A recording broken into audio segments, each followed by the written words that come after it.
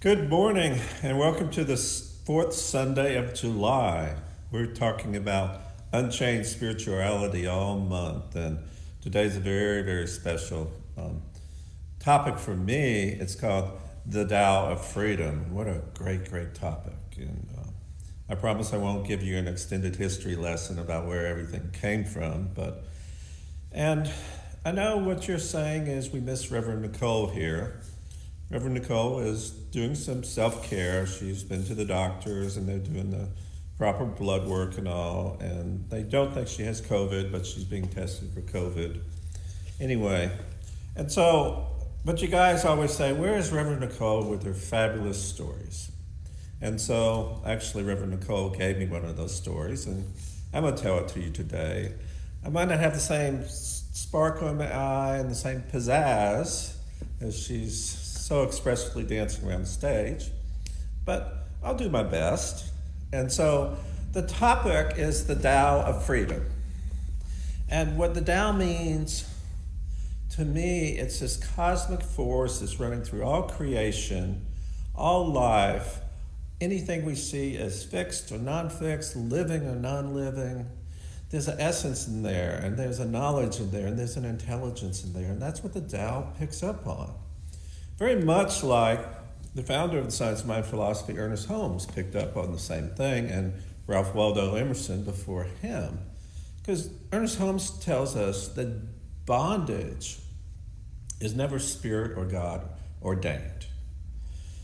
This bondage, this limitation, this angst that we have in life is our own doing.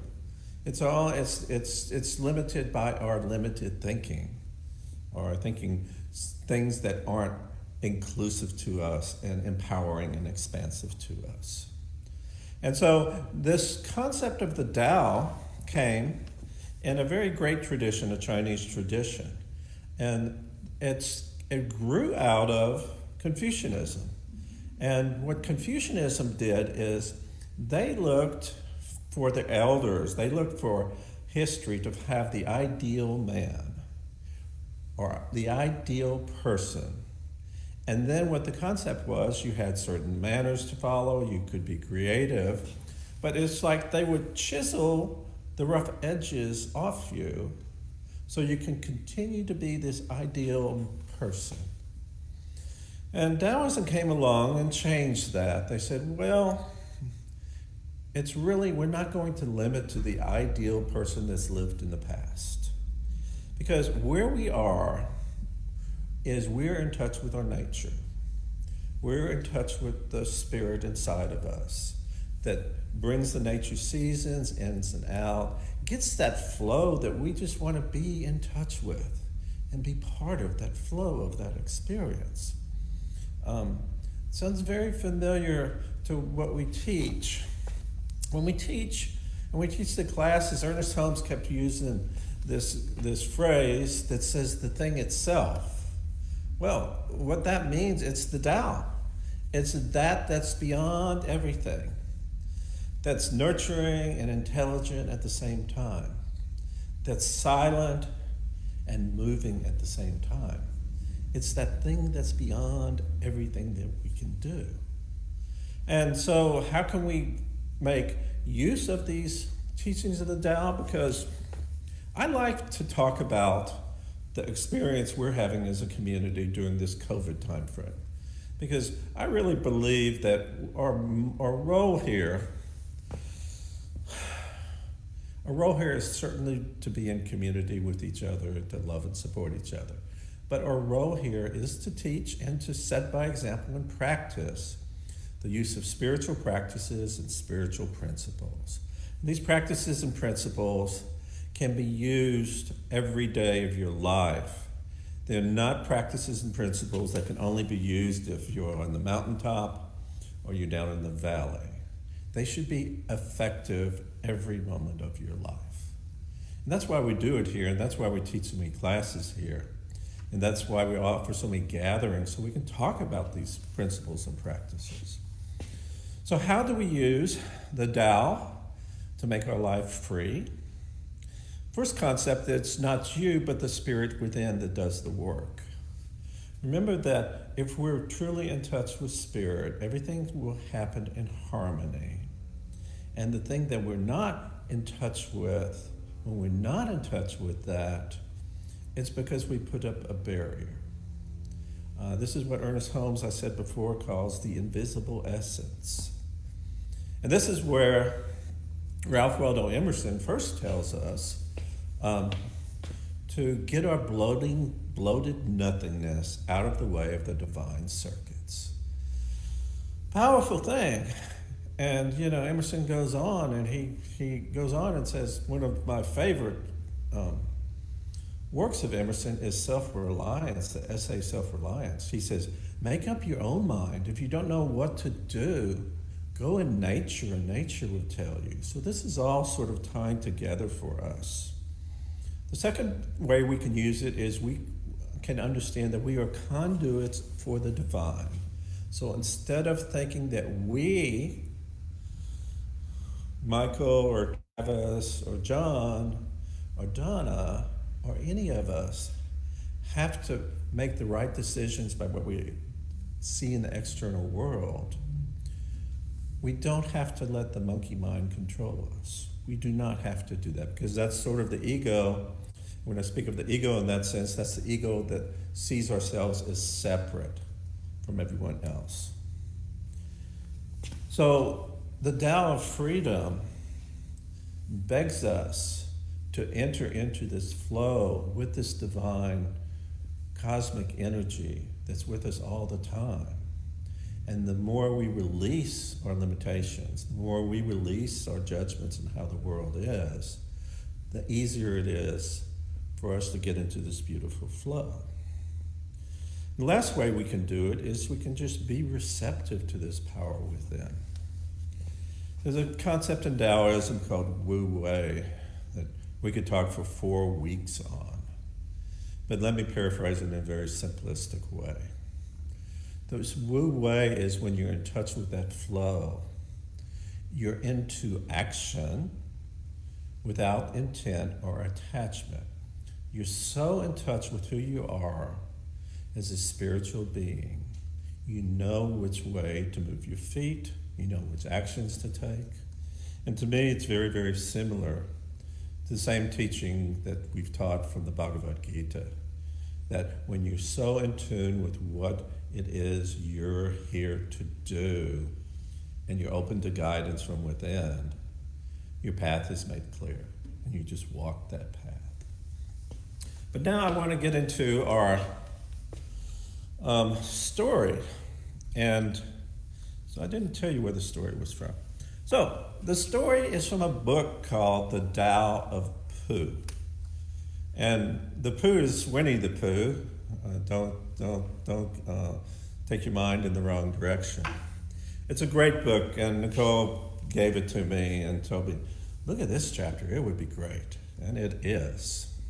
And so, how in the world I got to be 60 years old without being introduced to Winnie the Pooh, I don't know.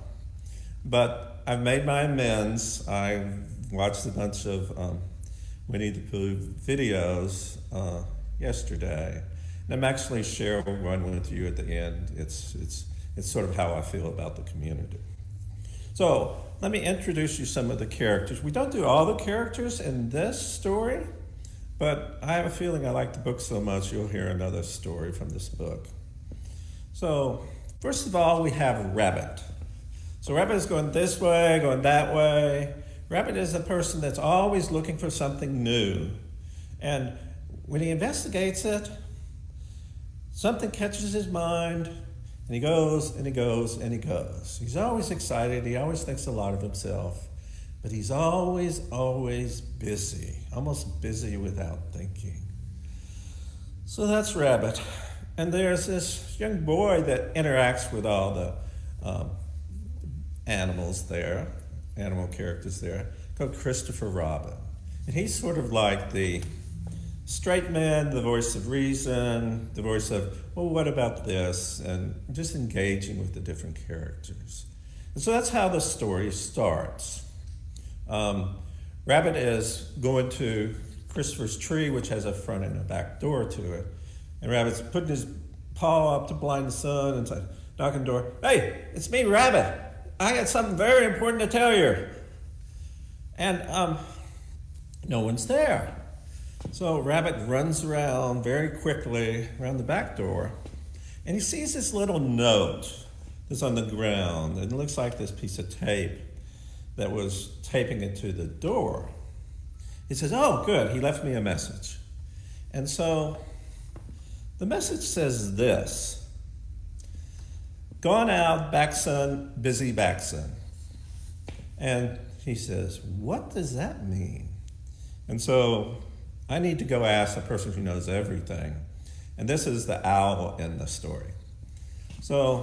And the owl is that person that is known for his wisdom.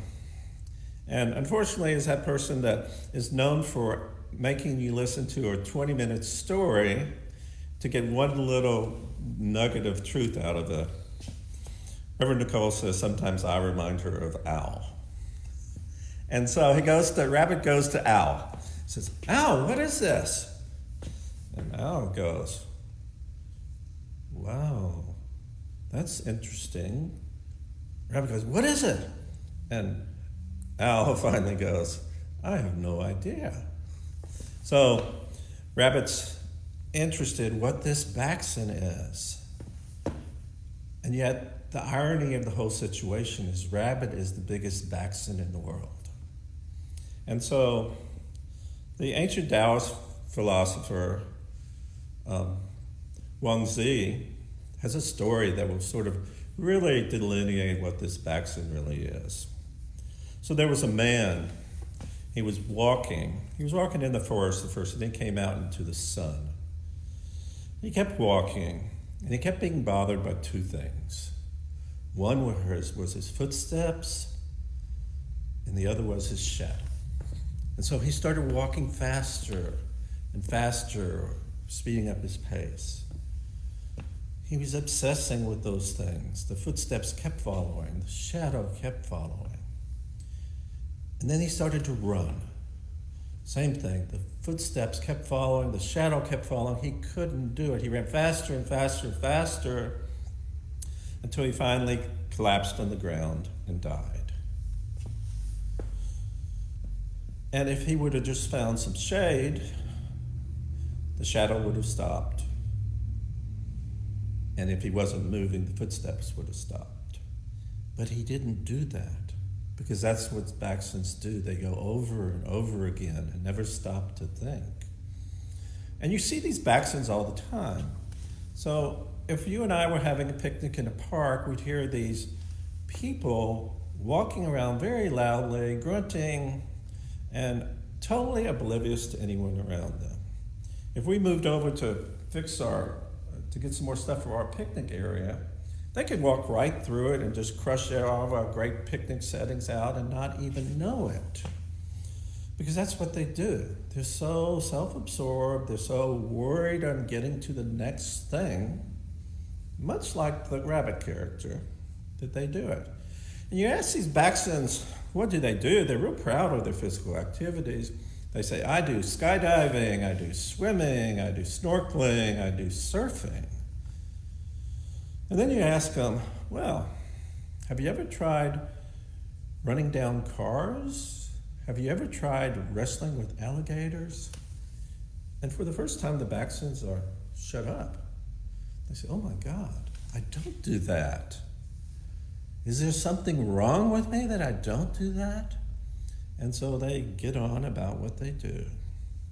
And it's the same with Rabbit in the story. He's always flitting from one thing to another. And they're always trying for excellence, at least the way they understand excellence. So what that note really means, the note in the back of the door is, "Gone out, back soon, busy, back soon." So these Baxens want to be anywhere but where they are. The grass is always greener. We have the saying, poor rabbit, go chase another rabbit. And he's the epitome of that. And they're always after something else. And the myth that they follow is they're always after that great reward. And they'll put them through all kinds of pain and suffering. What about that graphic analogy? Put your nose to the grindstone. Is that graphic enough for us? That sounds very, very painful. Why would we have to put our nose to the grindstone to get our good in life? And that's the whole jinx of this whole situation, is we don't. So now our hero, Winnie the Pooh, comes into the scene. And so Winnie is very much a Taoist, in my opinion. Likes to enjoy life, sees the little things in life, and takes great pleasure in it. And it starts as he falls off the strong room table, grabs himself and says, ouch. And Christopher Robin's with him, and he says, Winnie, when are you ever going to learn not to sleep on the table? And Pooh says, well, it was just as well. It was a terrible dream I was having. He was saying, there's this jar of honey.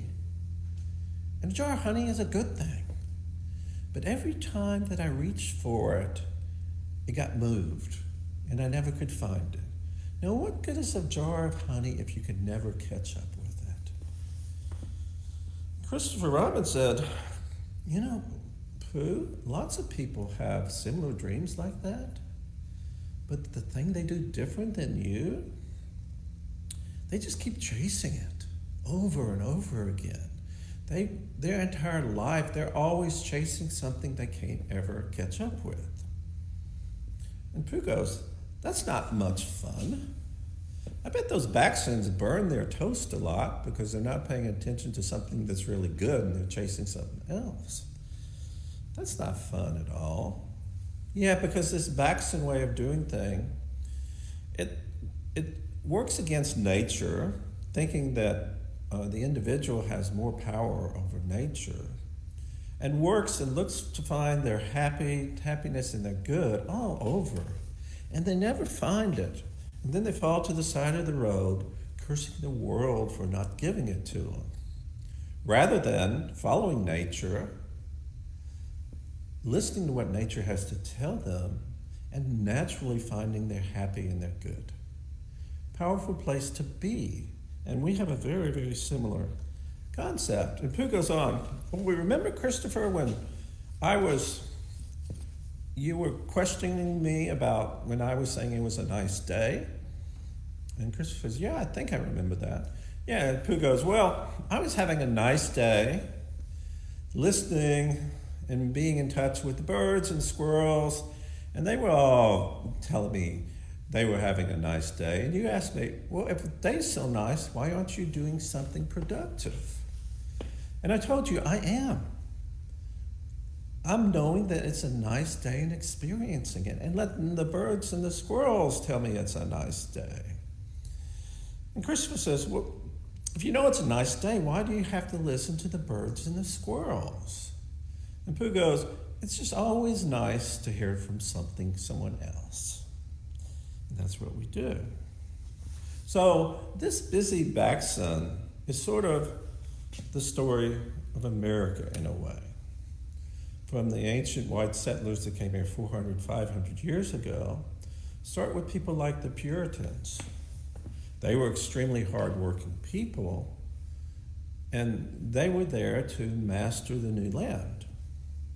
And they worked for 3 years and almost died. And if they wouldn't have listened to the native peoples that tell you, you work with nature, you listen to nature, there's a time to work hard to plant, and then there's a time to rest, and then there's a time to sow, and then there's a time to replant.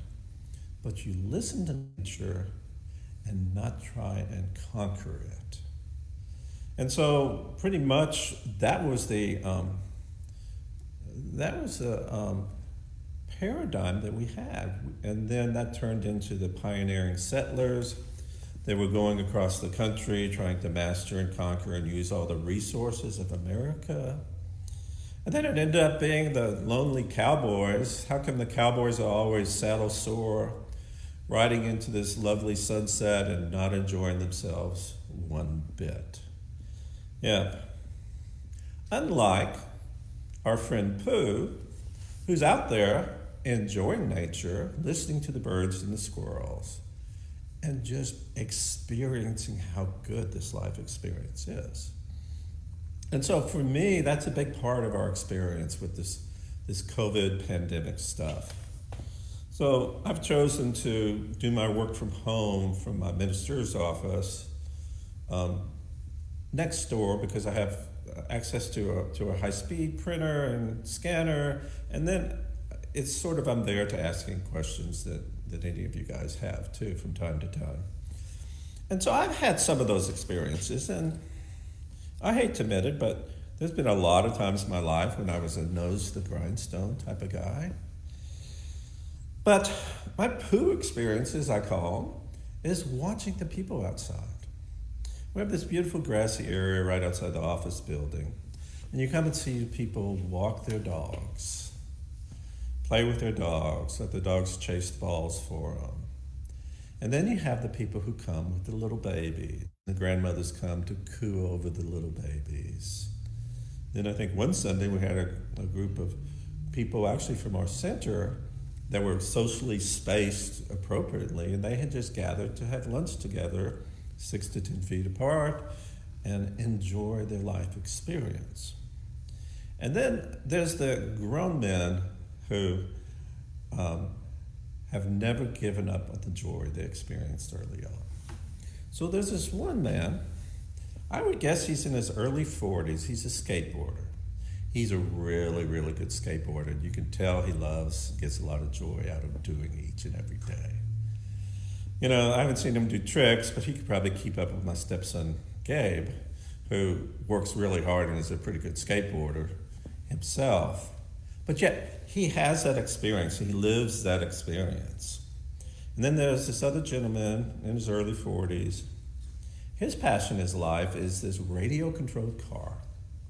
He's really, really good at it. He could swivel that car in and out of traffic if he chose to, everything like that. But he always makes a walk one time a day. I think he walks from his house down to the community center, to that wonderful place that he can be with what he really enjoys, what he gets joy out of. So that's what the Tao teaches. The Tao teaches that knowledge feeds our intellect, but it also teaches that our heart space feeds our wisdom. There's an old Tao saying is, if you want to learn knowledge, you learn things one day at a time.